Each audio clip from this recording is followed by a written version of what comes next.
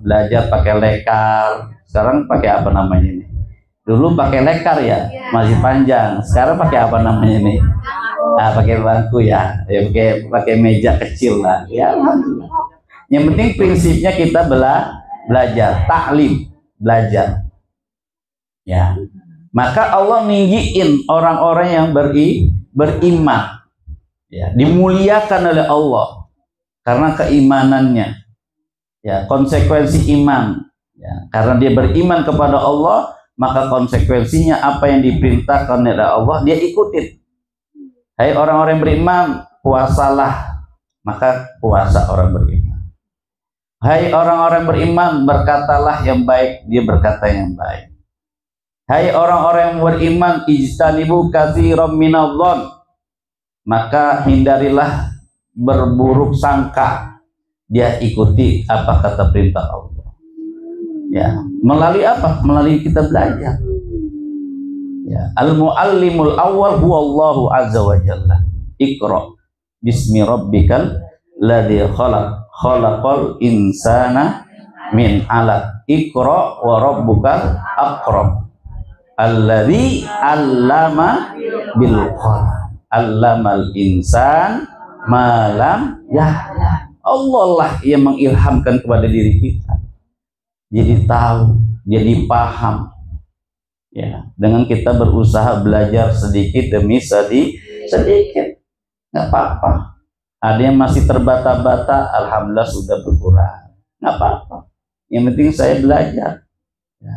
Allah tinggikan orang-orang yang beriman beberapa derajat. Walladzina utul ilma darajat, dan orang-orang yang memiliki ilmu pengetahuan beberapa derajat. Maka sebagian ahli tafsir mengatakan al ilmu ya yaitu ulumu syar'iyyah naw'ani. Al ilmu naw'ani, ulumu syar'iyyah wa ulum ghairu syar'iyyah. Jadi walaupun dalam Islam tidak mendikotomi itu, tidak memisahkan, semuanya milik Allah Subhanahu wa ta'ala. Ada yang belajar ilmu ekonomi, tetap itu ada sangkut pautan dengan Islam. Ya.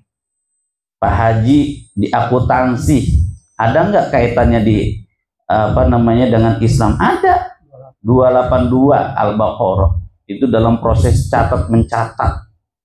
Islam mengajarkan itu. Ada sangkut pautnya. Maka terkenal integrasi daripada keilmuan. Integrasi, kesatuan. Pada dasarnya semuanya adalah milik Allah Subhanahu wa ta'ala. Tetapi yang harus diprioritaskan adalah ulumus syar'iyyah. Kita kenalkan anak didik kita yaitu tentang tauhid. Kita kenalkan anak didik kita tentang agama. Ya kan? Itu. Jadi kewajiban kita belajar itu kewajiban dari ajaran Islam. Perintah Allah, perintah agama kita. Ya. Allah dan Rasulnya tidak menginginkan umatnya yang bodoh. Ya, bagaimana kalau misalnya dia bodoh? Tidak bisa belajar, tidak melaksanakan daripada keimanan di hadapan Allah Subhanahu wa ta'ala. Paham sampai di sini ya?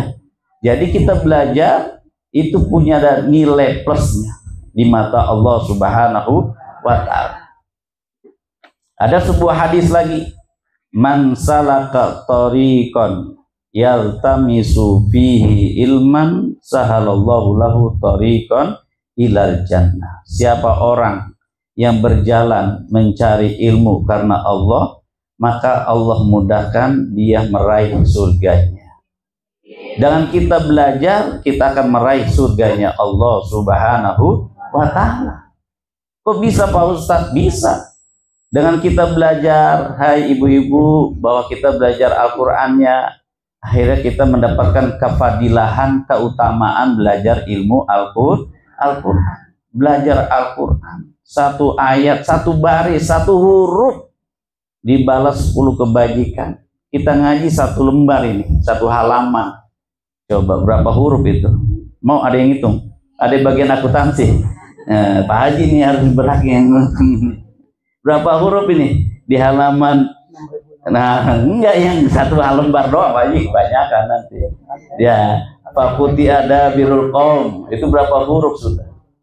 Ya, dengan kita belajar baca Al-Qur'an, dapat pahala, dapat karunia dari Allah Subhanahu wa taala, dapat fadilahnya orang yang belajar.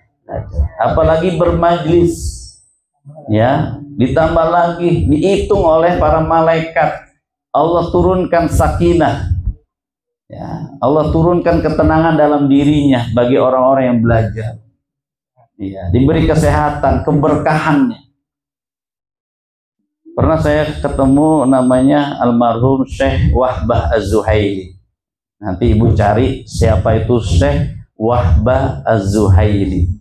Beliau sahibut tafsir, yaitu tafsir Al-Munir. Beliau juga sahib daripada kitab yang masyhur yang namanya Al-Fiqhul Islam wa Adillatuhu.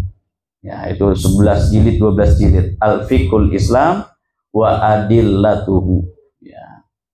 Sebuah kitab yang fenomenal. Ya, semua madzhab dibahas dari situ. Pembahasannya tentang fikih.